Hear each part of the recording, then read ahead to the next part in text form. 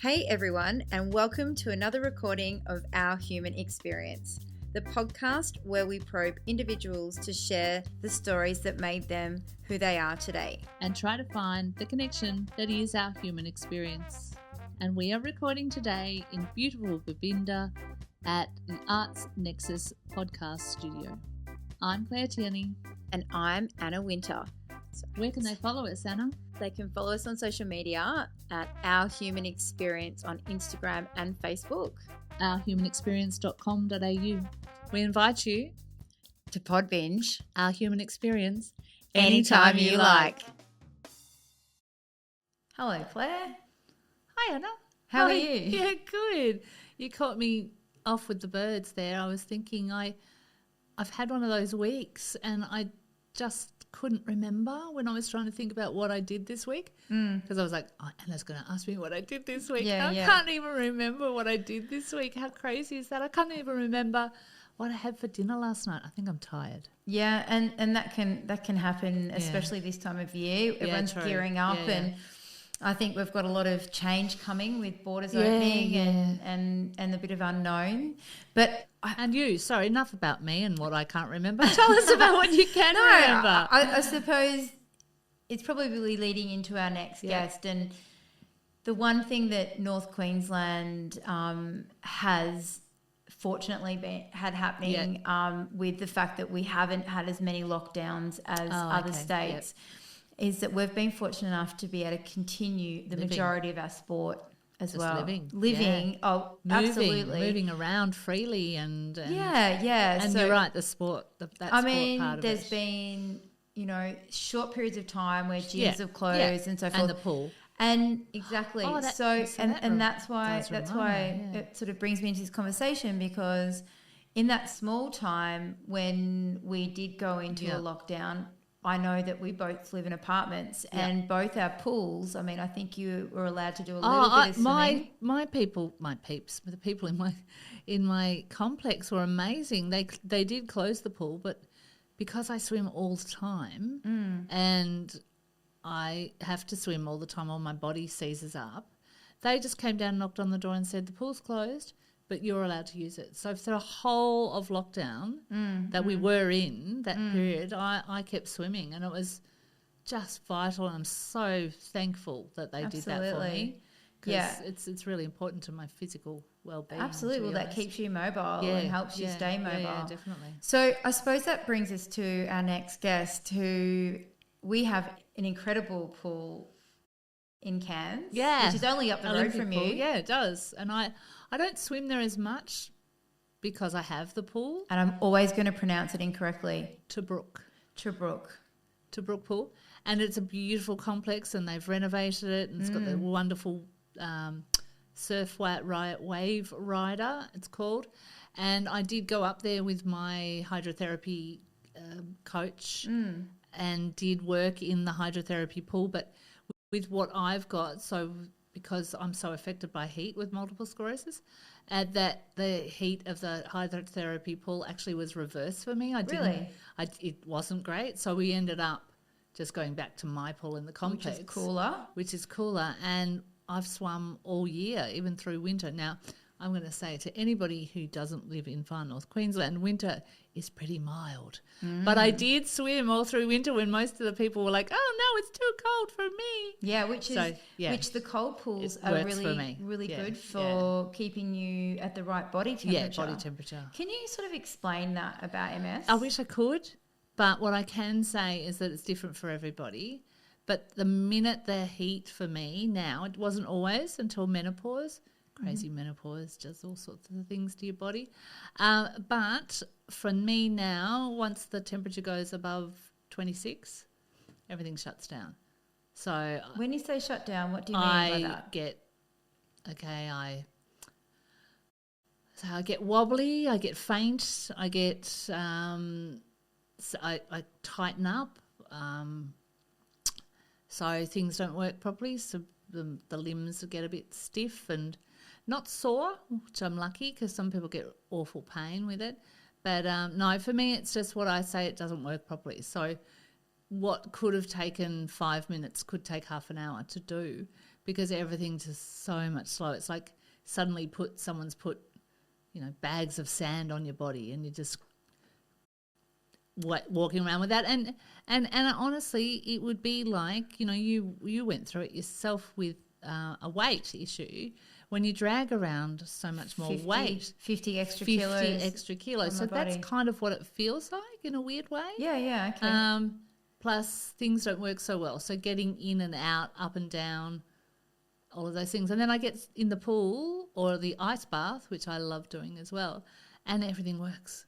And the joy comes back into my body. So it's like freedom for you. It's just again. amazing. And no one can 100% explain it. Yeah. I'm sure there are theories, but... Yeah, and like you said, everyone's and with your MS, you're at a different stage to other people, but it's all connected. So, which is totally relevant for us having this conversation, because it's going to bring our next guest in, who lovely man. I don't really know. I think Scooter's going to introduce himself, really, because we're going to he's quite the live wire. So let's welcome. When he was signing on before, so we all know him as Scooter, but his first name is actually Grant. And I'm going to mention that right now. Hey, look who we've got on the couch. It's Scooter. No, Chris. No. Apparently we can call him anything we like. Apparently Chris is the new word. Grant, Scooter. Whatever. I don't know. Whatever we want to call him. A1 swimmer. A1. A1. All right. So welcome to our couch today. Well, it's your couch. It's our podcast studio.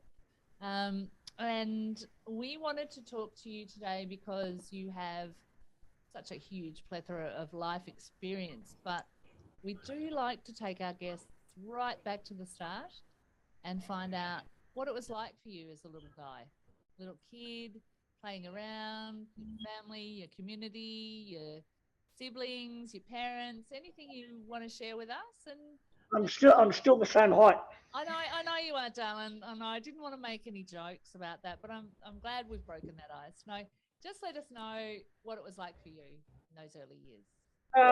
Growing up, as far as what I can remember, it was pretty. If there's such a word called normal, it was fairly normal. I used to do everything else that all the other kids did.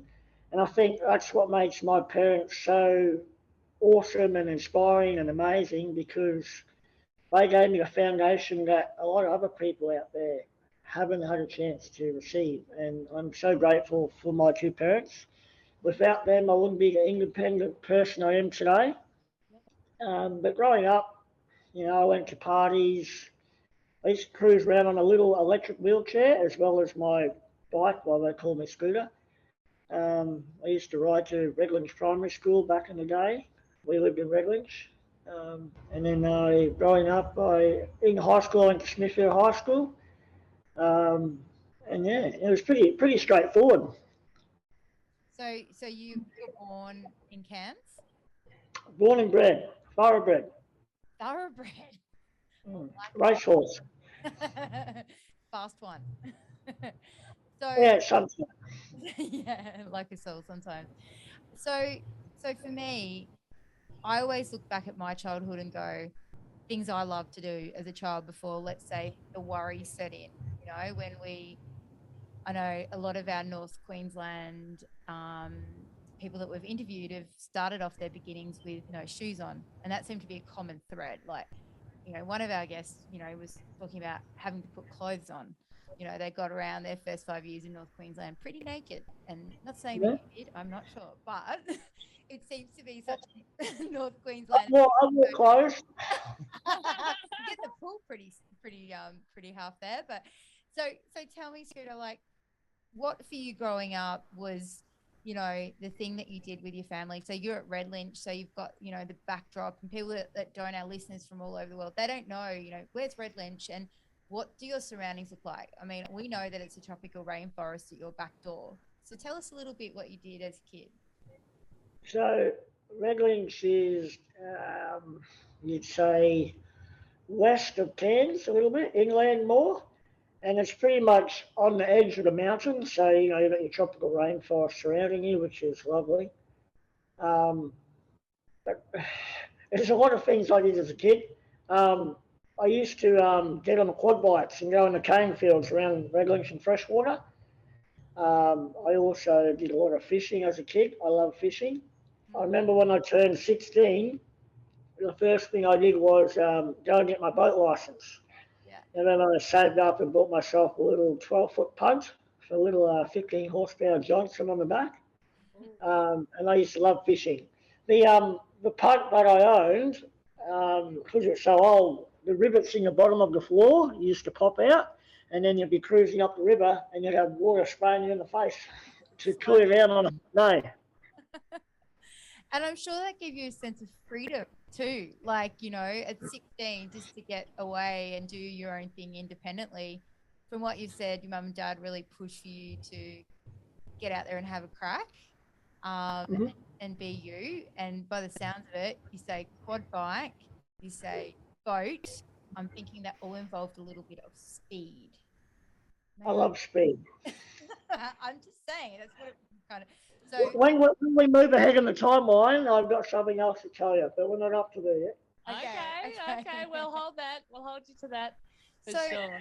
So tell us, as a child, what were in your childhood dreams of you going, you know, tell us a little about you in primary school and how you were as a child. In primary school,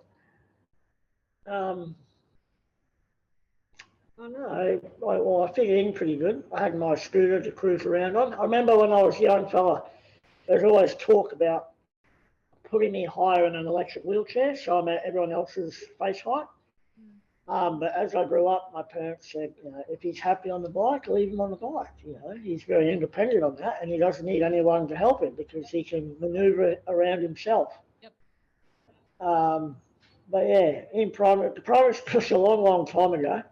But yeah, I just love being outdoors. I loved all sports, AFL, cricket. I couldn't really do it competitively because I'm height disadvantaged. But that's where swimming came into play in 2000. 2000. I was 11 years old. That's when I actually first started swimming. But during primary school, everything was pretty much the same as everyone else. You know, go to school, do my classes. Sometimes I'd have a teacher aide assist me with certain things. But yeah, I was in the mainstream classes, which was good. Were you one of the No, I wasn't a naughty kid, but I wasn't a prince either. I was in the middle. In the middle. You liked a bit of fun, and when it started, you were involved. Yes. Nice way to I love speed. Yeah, a lot of speed. So you could scoot off when you chose. Yeah, for sure. So, I have a story for you. Yeah, no, go on. You know those, because I think towards the end of primary school, grade 6 and 7, I got one of those electric shop riders, you know, like the grandpa and grandma's ride around in. It's got 4 wheels, a seat, and handlebars. Yep. Well, I used to go up the top of Redlinks Heights, which is a hill, a street, or a suburb in Redlinks, and it was a massive hill for about maybe 200, 300 metres. And I used to go up the top, put the scooter in neutral, and I reckon I'd reach speeds of like 60 k's an hour. And it wasn't safe, but I love speed. Can I ask, did you have a helmet on? I don't think I did, because there's the spur of the moment thing. And we didn't really do safety like we do now. We don't back then. So no, I mean, I didn't have a bike like that to go on, but I lived in a very hilly area, and we used to get 3 of us on our tricycle, our pedal tricycle, and get to the top of the hill and just go with 3 of us on, people flying off everywhere. We didn't care. We thought it was the best thing ever. Isn't it funny that I've got a similar story, and it all involves hills and speed? I think it must be everyone, because I have a memory of sitting on a skateboard with my next door neighbour, and I had a pair of Bloodstone boots, so I was the brake. So we'd sit on this hill in Geelong, and we'd go flat out, and I had to put the brakes on with my boots, and I wore the whole back end of the boots out. Mum was like, "What's with your boots, Anna?" And I'm like, I don't know. They just don't make them like they used to. So speed, I think, is a thing that children like Like, all people. So interestingly enough, I want to go back to, you said you got in the pool around 11. I'm hoping that was on purpose. You didn't fall in and then realize you could swim, or Yeah, drowned. how You did can breathe. that go? Who decided the pool would be a good idea for you, and how did Well, my whole life, I was meant to. No, my whole life, I was recommended to go in a swimming pool because it was good for my body, my back, my joints. For me to keep moving, Yeah, yes. like in some sort of sporting way, I'd be able to move around and have good range of motion. So it was always recommended to go swim, but I didn't like doing it when I was younger. I thought it was boring and I didn't want to do it. I wanted to play cricket or AFL, but when you're a short-lived creature, you can't do certain things, unfortunately. Yeah, no. But I got in 2000, and I was over at White Rock at Taz. Yep. That's actually south of Cairns. Yep. The coach at the time, his name was Adam Luscombe. He was with me for 2 years, and then he left to Melbourne, had a nice job offer to run MSAC down in Melbourne. And when he left, I had a few shoulder issues, and I was getting tropical ear a lot. When you're a swimmer, if you don't look after your ears, you get infections a lot. So between my coach leaving and me having issues with my body, I threw in the towel for 5 years. And I put on a lot of weight, and I turned into a little monster that looked like Jabba the Hutt of Star Wars. So I wasn't very proud of that part of my life, other than going and getting my boat license and my car license during high school. But yeah, I think also my mum explained to me when my coach left, because I was different. I thought that no one else would be able to help me because Adam, well, when I was younger, 11 to 13, he put in 2 years of hard work, and we had a good relationship. But he left, and me being different, I was like, oh, where am I going to fit in now? Because Adam was very patient and understanding with me. But yeah, obviously, I didn't have the confidence I do now, because all I had to do was probably go try out a few different clubs, and I probably would have been able to swim with another club. But everything happens for a reason on this planet. It does. It does.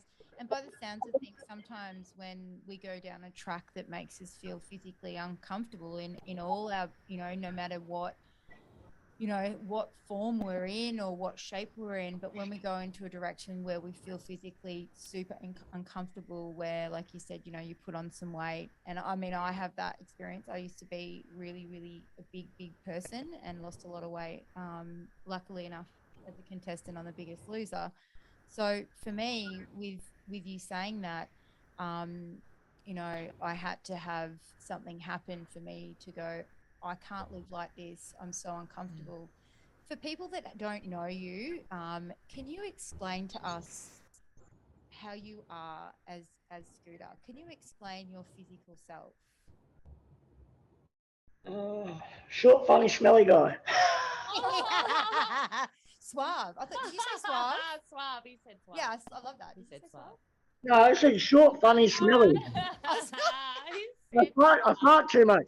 Oh, I thought you said suave. I was like, all right. Well, you can say that. Put suave in there. I think we're going to edit suave in. I think that's the better way. All right. Yeah. But your dwarfism is quite rare, the form you have. So. Oh yeah, okay, yeah. Well, I've got a rare form of dwarfism called diastrophic dysplasia, which is about a 1 in a million chance of it happening for someone walking along the street and obviously getting with another person. It's a bit like your brother and sister getting together with the same gene. So I always joke about with my parents when they had me, that was their chance of winning the lottery gone. They got me instead. Oh, no, I'm sure they're very happy to have you. No gold lotto for them. They just get a short, funny little midget.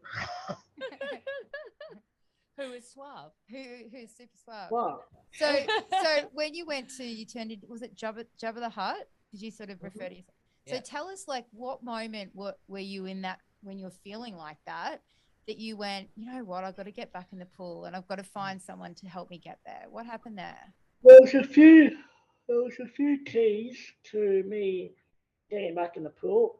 It was probably starting out when I was, 15, 16. I'd be at my mate's house, and one of my mates down the road, his dad would always go, "Geez, mate, you're a fat little bastard, aren't you?" Like, you're a full Australian ocker dad. And my mate would be like, "Dad, you can't say that." And I'm like, "Oh, that's all right. Who cares?" But, like, make jokes. And then I used to get sick of, at the dinner table, I'd be wanting more food at dinner.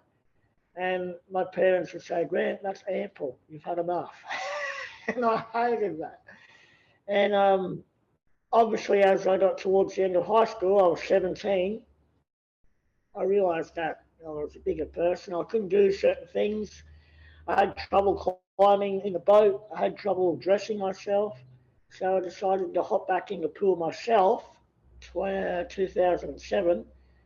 And then obviously I ran into my old assistant coach, who's now my head coach, Andrew Herbie Howard. Everyone calls him Herbie. Um, and I ended up started getting back into competitive swimming September 2007. So I was already doing my own stuff twice, 3 times a week, from January to September. And obviously he saw me a few times, and at first I was like, "No way, that's too many sessions. I don't want to wake up at 5 o'clock." But obviously, somewhere later in that year, 2007, something clicked in my brain, and then I wanted to chase down that light at the end of the tunnel that I had when I was a little boy, 12, 13 years old, of one day representing my country. And then obviously the goal grew larger and bigger. I wanted an elusive Paralympic medal. So from that day, that's back in 2000. It's now 2021. That's over 21 years ago. Wow. So it just goes to show that you put your time and persistence in, anything can happen. Well, that's interesting that you say that, because that's a common thread too with people who are in the high end of sports. That all those mornings that you get up and train, all of those meals that you adapt to not having the deep fried something or whatever, and all of that effort you put into your physicality and your training culminates eventually for you to either reach your goal or get very close to your goal. But we all, as watchers of the television, celebrate wholeheartedly when you reach that goal. But none of us think about how it took you 21 years to get there or whatever. And it's always such an epic That should journey be totally behind the part of the scene. celebration, because the hard work you've obviously put in to getting up, like you said, early so mornings and missing out. Well, not really, because look what you've done. But were there times where you just were like, what kept you following that line? Yeah. When, in 2007, or to get back in? Just basically to keep following that line of the distance time. I don't know, to be honest. I think I've got a crazy little, I always explain it to people, I've got this demon or mongrel, whatever, inside my head. That when I wake up in the morning and I'm tired, sore, or it's too cold outside and I just want to stay in bed, it literally just grabs me by the collar and says, "Mate, we have a job to do, let's go." Oh, blessed So, man. yeah, so while that thing is inside me, I'm going to keep going. And if only I could sell it. Make money out of it. Be a millionaire. So it's just obviously something inside, and I'm a very goal-orientated person now. I'm always wanting to reach new boundaries and do new things. And I think, it's very great in the passion and dedication and all that stuff that I have, but sometimes it can be bad at the same time, because you end up getting too focused in the moment. And if you're not good at what's the word? Not socialise. If you're not good at what's the word? Well, the balance of things. Yes, balance. If you're not good with your balance, as in work, training, social life, well, then you get caught up and you blow out early. But I have a strict rule on the weekends. I have nothing to do with swimming. I go and get on the quad bikes, fishing boats, and go out and do stuff, nothing to do with swimming. I enjoy the weekend, and some ways it's sort of selfish in a way. Like there's a lot of carnivals on, swimming carnivals, and I don't go to them anymore, the local ones. And it's just because I train 9 times a week. I work full time at the moment, and I just need time to myself to sit here and do nothing, or go quad biking, or take my dogs for a run, or do something other than swimming. That's really intelligent, very balanced, and I agree with you that most people, if you're going to achieve high goals, you need to find that balance. Whatever it is, yours is different to somebody else's, but you still need to find your own balance. And something that you've just said, Scooter, that stands out with that, you have trained for an Olympics more than once. You've worked full time, and in a lot of other sports, they just train. They don't have Yep, to. that's exactly right. So for me, So true. it's like you've done double. So I'm sure you've got an opinion on that, and I'm sure that that should be acknowledged, because it's just like years ago, football players, they worked a job and then they went and played footy. Now they make all this money, and I shouldn't say everyone, but then they just have to concentrate on their A game. So, tell us a little bit about that, because I mean, you're working full time and you're training, and you want to represent the country in the Paralympics. But I mean, the difference between the two Olympics is you're all training, you're all getting up early, and I'm sure that you've trained alongside. Do we say able-bodied? I don't know the appropriate way. Is that what they say? I don't Yep, that's what they say. Okay. Less challenge. Less challenge. Yeah. Ones that don't work as much. I shouldn't say that. Oh, that might be a thing again. They might cry. I'm gonna get in trouble. Yeah, no. But tell us a little bit about that side of things, because you have, you obviously now you get yourself to training, and then you've got a real routine. So routine for you must be massive to be able to do that kind of training through the week. Right. I'm back. Sorry, I was just switching to my Wi-Fi. My phone was burning out. Oh, right. Okay, so you ditched us for a little while. That's Okay. okay. No, you're talking about full-time work and managing the full-time training. Yeah. So it's a good question. As much as it's challenging and hard, so the reason why I've been working full-time is I have a lavish, well, not lavish lifestyle, but like I like to buy toys, I like to have fun, and right now I'm in my own house. There's only a couple of athletes on the team that have their own house. Well, that's mainly back to my parents, them installing the right foundation when I was younger, you know, respect the elders, be nice to people, treat others how you want, and if you want to move up in life, you need to save, you know, look at getting yourself a place, maybe rent at the start, and then obviously, buy your own place so you're not paying someone else's mortgage off. Yeah, sure. And that's sort of what I was installed as a young kid. So I'm very thankful for them again. They're awesome parents. So I've always had that sort of background in myself to go out and job and buy a house, because with swimming, once you make a team, you do get certain grants depending on what ranking you're in the world, but that does not qualify as an income to a bank. As much as it looks great in your bank account and on paper, they don't count it. So theoretically, all it's good for is having that bank deposit at the start. So I really strive to not only be successful in the swimming world, but also in the real world too, because when I'm 50 or 60, I'm probably not going to be, a person with my disability, with lack of cartilage in joints, curved spine, yada yada yada. I'm not going to be able to probably move as good as say used to are. So I need to do all my hard work as early as possible, so I'm able to sit back and enjoy life later on, just like everyone else wants to do as well. But managing it with full-time training, it's definitely difficult, especially when I've done a full 8 hours a day, and it might be a stressful day, and I'll go to training at 5:30 till 6:30, and I'm just bugging. I'm tired. I'm sore from gym the previous day, and I'm like, why are you doing this? But that little thing inside my head just says, just keep going, just keep going. But I'm so grateful for having that attitude and mentality, gifted from my parents, and obviously I've improved on it as I've gotten older.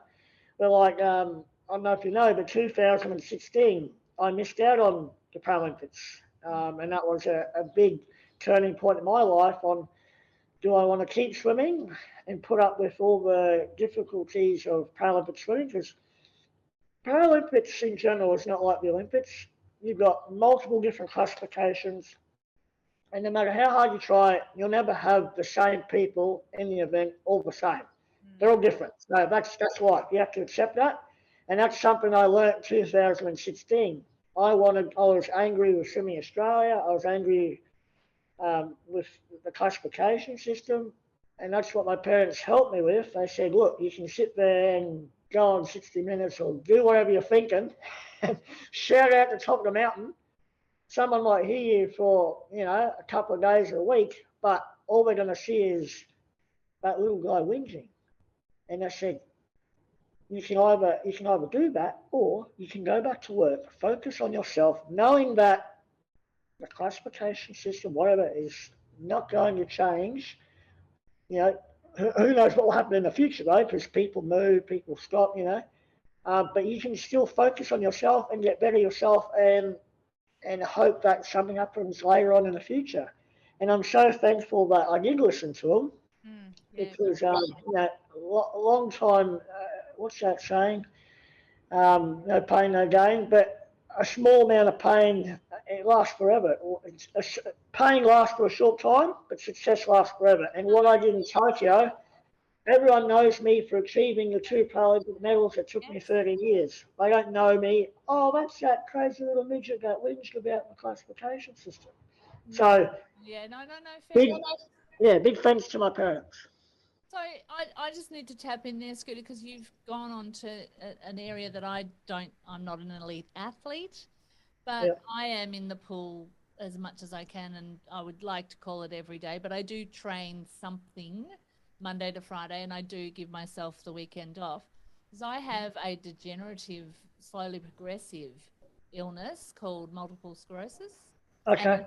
And if I don't move, I am not comparing myself to you at all. By no means, seize up.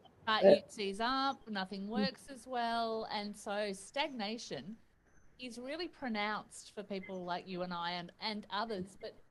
But I think it's something that we notice, and it's almost, I don't want to call it a gift that we notice it at this point, but a lot of people don't get their bums off the couch until they're 70 or something, and then they can't because they. And then it's too late. So, talk to me about who are the people? Was it a professional? Was it medical? Was it your personal trainer? Who actually encouraged you to keep moving, just keep moving? I mean, what was no professionals? It was just my parents encouraged. Well, they steered the ship back into the direction where I was focusing on myself. And not the negativity. It wasn't so much keep going swimming, it's more like, hang on, your attention is too focused on this crap, negative poison. You're not going to go anywhere in life if you focus on that. Something I learned in 2012 was trying to control the uncontrollable. As soon as I learned about that, that's what helped me move on from 2012. And obviously when Rio came around, that still helped me move on better. It's just with the Rio situation, I gained a lot more resilience, because at the time I wanted to go on a team. I should have been there, but the case was I didn't make it according to the papers on the team selection criteria, and I was missing out. At that point in time, I was outside of my house here, and I was sitting there going, I really deserve to be on this team. I really want to go. And then there was another part of me, the part that is a lot greater and larger now, that helps me do everything I do. He said, think about if you stay in your sport, keep swimming, and think about if you end up making Tokyo, and perhaps if you are able to win a medal, think about the story. You know, you went to London, missed out on the medal, Rio, you missed out on the team, and you didn't want to accept that, and so you kept swimming to Tokyo. And if you won a medal, think about the story you'd be able to tell. And at that point in time, I was like, no, I just want to go on the team. I want to go on the team. But the small part said, hey, the story will be pretty cool. Yes. And look what happened. Happen. Yeah. It is that classic it's not rags to riches, but it's, you know, being when you cut down and you get back up again, the story is so much richer. Well, you And I dusted think, yourself off. sorry, you go. No. I was just saying, you dusted yourself off and you just went, you know what? I'm going to keep going. And you did. I use that negativity for fuel to help with create myself better in the water and mentally as a person. Right. And focus and you know, successful people in sport sometimes, you know, you say selfish, and we are, because we have to dedicate a lot of time to, you know, training, gym, our food, and we have to pick who we go and visit on the weekends. Like, I can't just go out both nights and go party and get drunk. I can't do that, because then Monday morning I'll be no good. So I can pick and choose, and sometimes it's harsh, but you know, you can't please everyone in life. But no, I like to think I do a good job, and I try to please as many people as possible. You sound like a bit of a giver. I'm hearing that you like to give time to other people. So within hearing everything you've just said then about, you know, people call it selfish. Sometimes I don't actually call it selfish, but you know, to do what you've done and achieved in the pool and your life. Dong dong. Hang on, I'm plugging my laptop in. I just lost Scooter. You're so He's popular. Oh, bloody Nora, hang on. That's all right. We're I'm being here. I'm nice. still here. Yeah. Represent. Represent. Good. We get to see you. Well, I thought I'd put it on for the occasion. Thank you very thank much. you for sharing. Have you got your medal on you? It's in the room. I'll get it after. Oh, yeah. That could be our outtake. We'll have the medal. Yeah. Is it nearby? He's back. Okay. You're all sorted. It's all good. This is part of the live action. It is. It's fabulous. We're just keeping this. This is all good. This is all part of the story. So, Scooter, when it comes to that amazing energy and drive that you have, are there any parts of your life where you feel like you've become a bit of a mentor to other people? How do you feel that game is playing out for you? Because let's face it, the whole of Australia was behind you when you won your bronze, and you know, we've watched this great rise from a regular fella who just, you know, got in the pool every day and kept plugging away. But your story is so motivational. So how does that work for you? I was actually talking to my coach, Herbie, about this a few weeks ago. Yep. And I said, you know, everything that's happened has definitely happened for a reason. And why everyone likes my story so much is just a down-to-earth person. I've been through the trenches. And I'm still, like, a lot of people come up to me at work and say, oh, you're still living up on cloud nine or whatever. I said, no, mate, I'm still the same person as when I left. And I think, you know, big thanks to my parents again. They're the ones that kept my feet grounded. Can I ask a question? What's your mum and dad's name? Sally and Steve. Well, shout out to Sally and Steve. Sally. Sorry. No, you're right. Hey, I'm just rearranging. I see your wheels, man. See my wheels? That's my inside wheels. Are they one? Sorry, Shelley. Shelly. Yeah, Shelly and Steve. Well, shout out to them because they did a magnificent job. So they sure did. The whole part about you being a bit more of a mentor for others. Yeah, so back to that part. I was talking to Herbie. I said, the reason why everyone likes the story so much is the journey I've had, and the challenges I've had to overcome.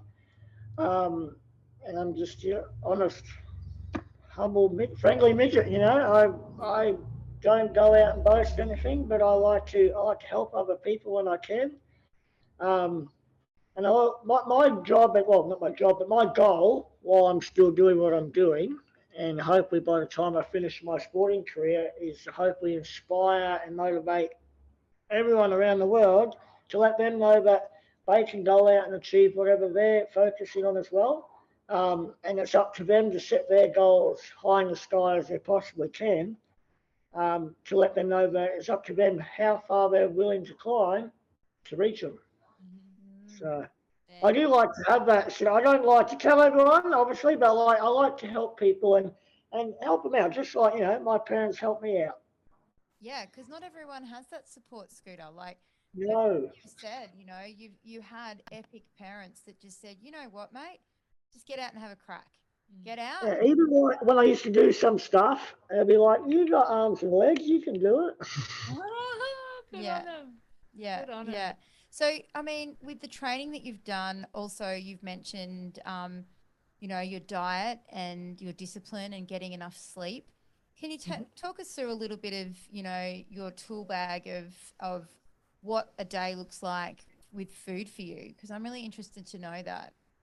So normally I go wake up at like 4:40 a.m., go training, 5:30 to 7:30, and then if I'm at the pool, I'll have cereal because it's quick and easy. Hmm. Um, and lunches at work, I normally make something during the week or on the weekend, something to do with pasta, meat, and vegetables. Hmm.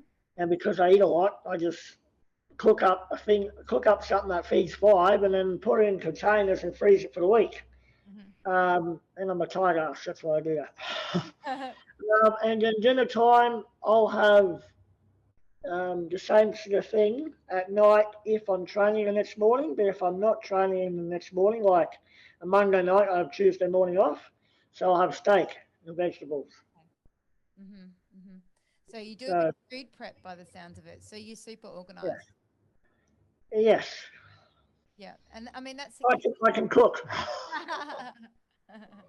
I mean, that's the key with anything really in regards to, I always think, for weight loss or sporting goals and getting yourself on a track that you need to go on and keeping routine is, you can train and train and train, but you can't train a bad diet, So if you're organized and you put your food first, because I with the amount of training Yes, you're doing, if you didn't have your food sorted, I'm thinking you I'd wouldn't die. be. You Yeah. said you were hungry a long time ago. You like food, so that's a good And like you don't. It's like putting dirty fuel into a Ferrari. It's not going to work. It's going to thing. splitter and splatter.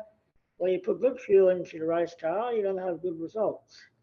Mm. But diet, sleep, it's all a very important thing to being successful in your sporting career, or even your everyday work.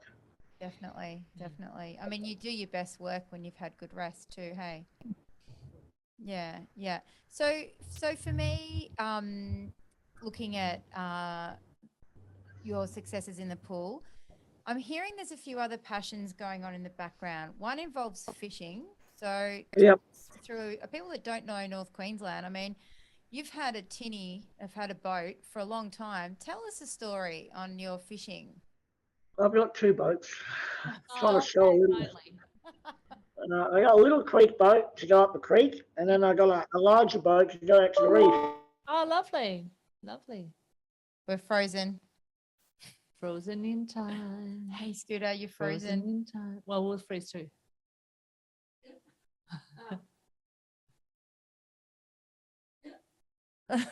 No. Yeah, again,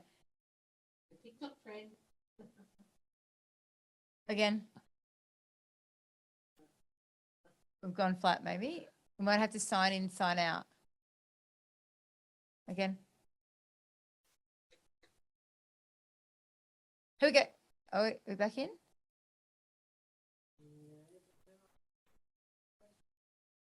Right, well, we're going to get a Excuse fishing me. story. And I've got to mention Crocs. I want to know the one that got away. Was it bigger than him? Wow, the fish out here. It's got a reef boat, man. I know. How epic is I that? didn't expect that. I was No. thinking up the river, but No. not the Oh, river. hey, are we back? Oh, you signed in, signed out. Sorry. I plugged my computer in, but I forgot to turn the switch when I first plugged it in. It's all right, we've all done that. We've And it all was, done and we're that. just saying it was all on the very beginning of a fishing story. And we cut, and we're like, how big was that fish? It was. So tell us about these two boats, not just one. We've got two, right? Yeah, so little one is set up to go in the creek, and also put some four drive ties on it. So when I didn't make Rio, I actually went up bush for a week in 2017, I think, after I didn't make Rio. And I was like, oh, stuff this, I'm going to have a week off and go and do something fun. Because during a swimming year, I very rarely have time to go do stuff like that because I'm so focused on blah, blah, blah, blah, blah. So that was good. And then I got my larger boat, and I go out to the reef and that and go reef fishing, and I love spear fishing. I love free diving. Wow. Yeah, I always pull a joke at training, and I'll do breath holds. And my coach Herbie, he hates when I do that because it looks like I'm dead. I said, mate, I'm going for a PB. But he hates it. How long can you hold your breath for? My PB is 4 minutes and 1 second. Woohoo! Pardon? 4 minutes. 4 minutes and 1 second.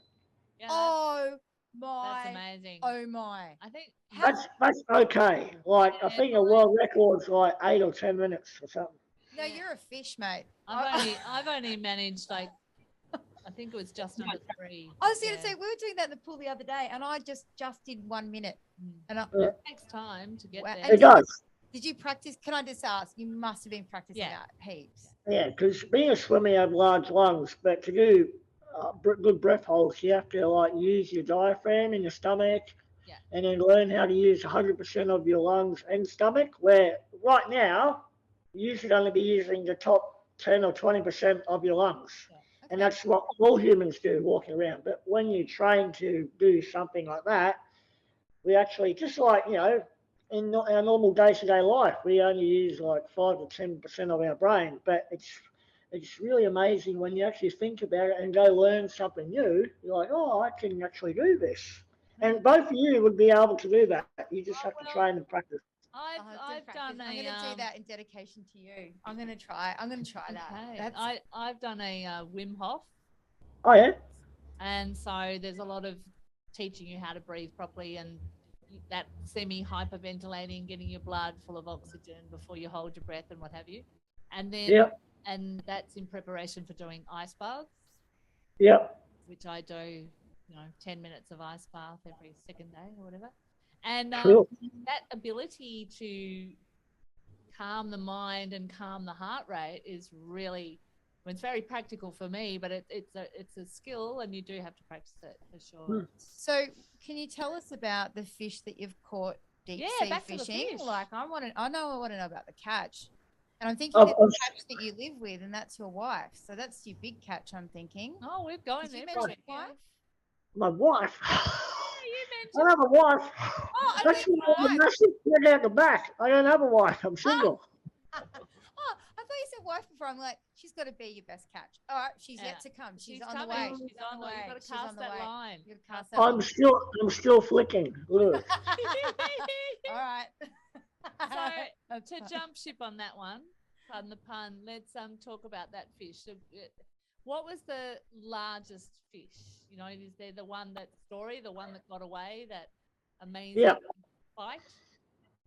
I was down in Innisfail, and I was in one of my boats before I had now, and it was a Spanish mackerel, and it probably would have been about $1.60 m. But when I pulled it in, all I got was the head.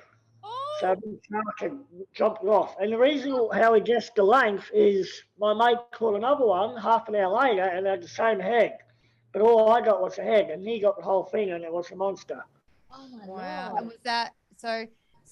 preference wise, like do you love the river, like for Barra? Are you getting Barra in the river? Are you like, and then you're going for the coral trout and the mackerel and on the reef? What's your preference? Well, I'm one of those fishermen that you call a self fisherman. I, I got no clue what I'm doing. I just go out and let a line at a time. Yeah. But funny story, my first barra that I've ever caught was when I went up north to Lakefield. And it was only a tiny little 40 centimetre barra. But I've been fishing my whole life. Mm-hmm. And it took me until I was like 27 to catch a barra on a lure. Really? I've had more luck at the reef. Okay. Yeah. And I know you're probably not going to give us your secret holes out on the reef, but where do you take off from in the Cairns area? Do you like go off from Yorkies, or because it's like where do you head? Have you got your favourite spots you go to, or? Yeah, I don't normally catch that many fish. I don't really have many spots, but if I'm going to Sudbury Reef, I'll leave from the inlet, which is in Cairns, Trinity Inlet. Yep. Where if I'm going out to Pixie Reef, I'll go from Yorkeys Knob. Mm-hmm, mm-hmm. We're so Or lucky. a couple of times, yeah, I'm very lucky. But a couple of times I've gone up to Port Douglas to go out to Bat Reef, Oh yeah, and that's pretty up there. yeah, it is indeed. Have you ever seen a croc out there where you're fishing? No, just sharks. Okay. Oh, just So do you think it was the shark that got the mackerel? I think so because there was a couple crews around when my mate pulled his in. Okay, Mm. okay. Yeah, we have to be careful. I'm thinking now the next topic of conversation is another item that goes fast. And I'm thinking there's the boat, and there sounded like there was something else there. Is there another fast? Which one did you want to talk about? Well, there's a quad bike. The sports car, the no. Was it the quad bike? So, well, that's another. I got two of them in the shed. I like to ride, but the latest and greatest thing that I'm into now is I want to be the next midget F1 racer. So I'm into go-karting. Awesome. Really? Do you Yes. go karting up at Mariba on the big track up there? Yep, I'm going up tomorrow. I can't wait. Oh, fantastic. Wow. I love that. I remember waiting, or we were desperate to get our son out on the go-karts when he was quite young, and he had to wait till he was 4. Yeah. Hey. Sorry, you love. We're frozen again, and we've lost power. Are you there? Are you there? Hang on. I'm here. I can't stop thinking. I keep fidgeting too much. Are you under the? I'm here. I'm under the computer. I'm stuck under the computer. Yeah. Can you see me? I'm here. I'm back. Okay. Well, you are frozen on our screen, You're but frozen on our we can screen. hear you. We'll try it again. Let's Can see. you hear me loud and clear? We can can hear you loud indeed, my and clear. darling. We can. Yeah, we're just waiting. You might have turned off your video. The video may fell. have clicked off. Let me have a look. All right. Good idea. System select camera.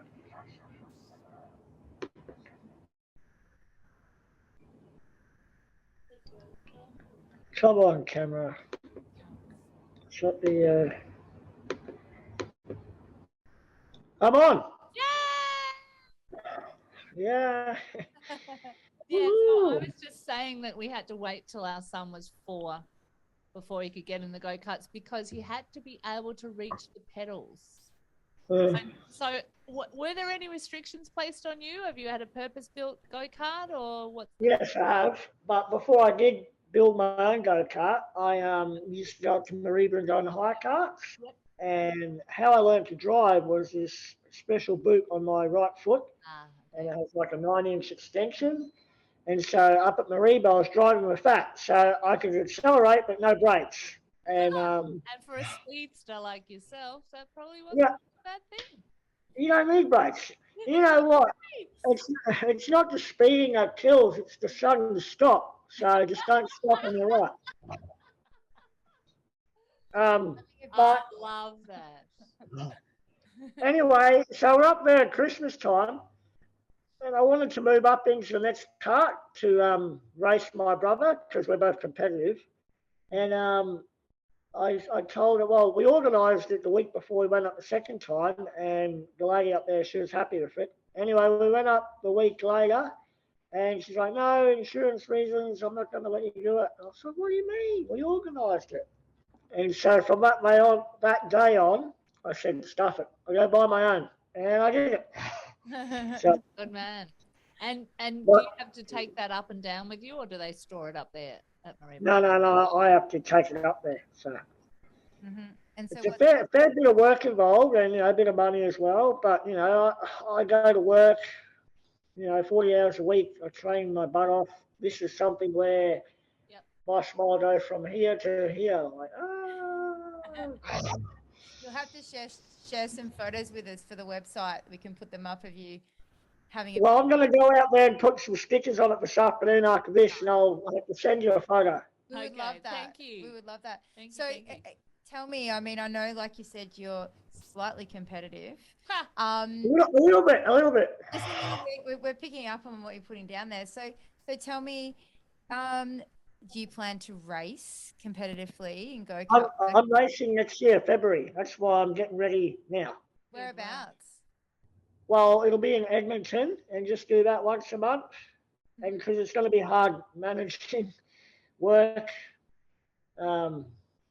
training, and then I got the managers now, so their main goal is to get me out there so I don't have to go to work. Hopefully get some more speaking gigs, endorsements, maybe a TV show. Who knows? Yeah, I wish you good fortune on that, because that would really make a difference to your world, and it would make a difference to what you can achieve, not having to go to work, 40 hours? Well, it'd be nice. I've worked full-time for the last 7 years now, and not saying I deserve to retire, but it'd be nice to do what a lot of the other, high-end athletes do, survive, live on their sponsorship deals and all that stuff, and focus more on training, which would be great.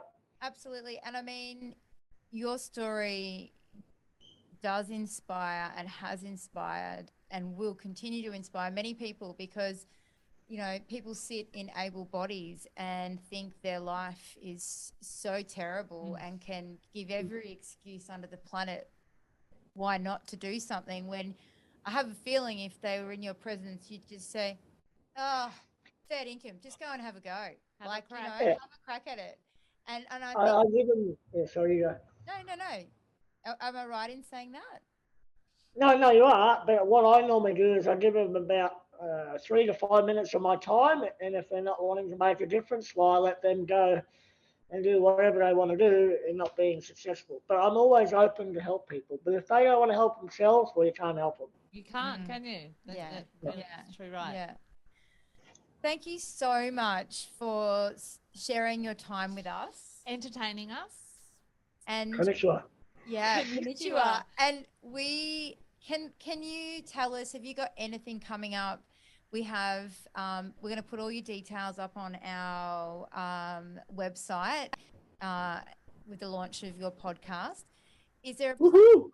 Yeah. So is there a platform that, are you on social media? Can we spruik your Instagram or Facebook page? Instagram and Facebook. It's just Grant Scooter Patterson. And Facebook, it's the Scooter page. I think it's, facebook.com/Team Scooter. Okay. Yeah. So, put it up, tag me in it or whatever, and then I can share your thing and show everyone else. I told a few people today that I was doing this, and they were like, oh, how can we listen? So I'll find out. Yeah. No, we fair. will. Fair. It's going to be launched a little later in the year. Very soon. So, and I do have to ask the question. When is your book coming out? Oh, my book. Oh, yes. It's a very short book. I don't think so. Oh, that was a pun. Yeah. Because Are you ready? Are you ready for the title? Yes. Are you sure? Yes. It's not fully PG, is that all right? Yeah, that's fine. So it's going to be, the front page is going to have me standing there. It's going to have 2 able bods standing beside me, but the book cover will be cut off at my head height, so I only show their waists, and Okay. it's going to have life at cock height. And I'm hoping the front cover will sell. And then I'll write a small short story and have a couple of photos in there. Oh, fantastic. A collection of short stories. It's fabulous. Yes. Good work, Scooter. I love it. Thank you. Thank you. Oh, we love. Thank you for bringing such joy, not only to this podcast, but to the community of Cairns, where you've done so much for our reputation, little Mr. Yeah. Guy. Yeah, thank you very much. We've just been slid a little note from our producer who says, Yes, look, I'm Oh, just wondering, yes. can we run the auditions for the sidetrack cheerleaders for your go-kart? Oh, first race at Edmonton. First race, you got to have You've got to have cheerleaders. Yeah, what are the ones with the flags? You know? Yeah, I love cheerleaders. awesome. Actually, wow. they're on at Bullamajar this weekend. I think you can go and maybe just I scout think for some. Melissa Scooter. looks like she's on the scouting for some. I think our producer's wanting to some- get involved in this first race. Yeah. Anyway, Well, maybe she should bring up a Cairns type there, get that cheer squad to come out and she can join it. Well, fair enough. Well, you deserve one. You deserve. Absolutely. We might have to hashtag Instagram that. Yeah, woohoo! Nice sideline entertainment. Well, Scooter, I think Anna said if there was anything coming up, and you've talked about that. So, our final shout out to your parents, Shelley and Adam. Steve. Steve, oh God, I got so close, so close. Take it now. And thank you, darling. Thank you so Shelley much. and Steve. And the magnificent work they did to make you the fine man that you are. And shout out to you for getting back up when you were down and going hard, trying again and achieving some of your goals. It's amazing. Thank you very much for having me. You're very Our welcome. pleasure. Okay. Thanks for joining us.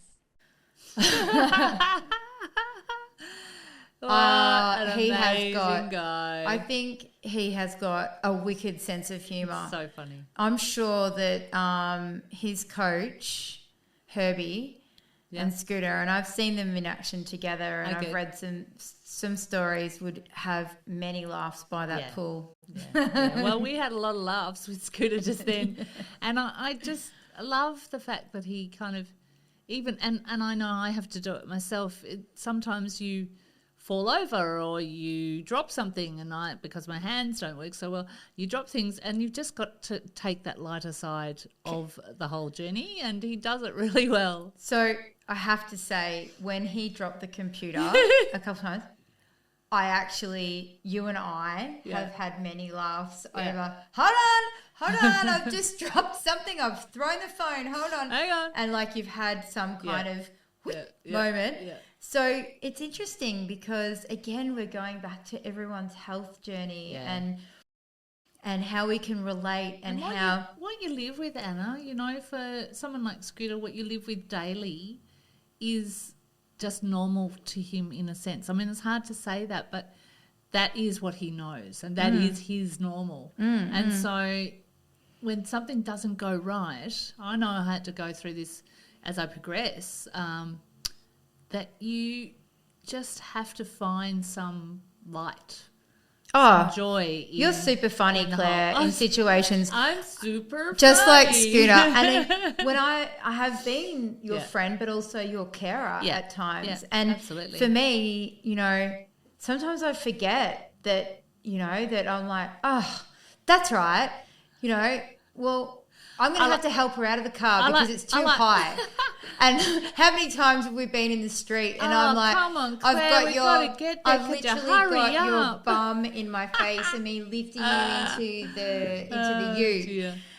And it's kind of like, I loved when Scooter just dropped the computer and then we got this visual of his face and we all laughed. And I think that... And we got to see his Australia shirt, which we hadn't seen till that point. See? So I know. Maybe it was a marketing ploy. He's pretty proud of representing his country. As he should be, man. Yeah.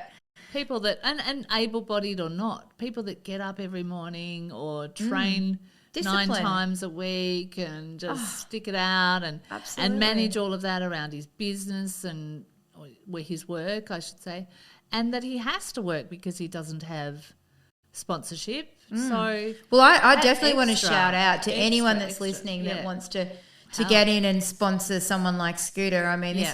this is the time to, Yeah. you know, we're going to have all these details up on our website. So, you know, life can change in many ways when people get support, especially Absolutely. athletes in that Absolutely. way. So I hope that changes for him. Yeah, I do too. Because he is really inspiring. Yeah. And he's a joy to be around. So if you sponsored him, you'd have a lot of fun. yeah, I totally agree with that. So we will pop all Scooter's details up on our website. And get up to the track up at Mariba. It should be a new career you'll be seeing soon. Yeah, well, Edmonton. So it's not. Yeah, that's his first race. Yeah, so yeah. that I'm thinking that it needs to be a cheer squad for Scooter. Yeah, we're going to find them. Apparently our producer Melissa's going to get out there and find some cheerleaders for him. He was pretty happy with that, Melissa. Thumbs up from Melissa. Yeah. Alrighty. Thanks for joining us. Thank you for listening to Our Human Experience. You can follow us on social media on Instagram and Facebook. ourhumanexperience.com.au. Listen to Our Human Experience, where you can pod binge anytime you like. See you next time. Bye. If you have found this episode to cause you some distress, please reach out to a friend or call Lifeline anytime on 131114. 131114. Take care.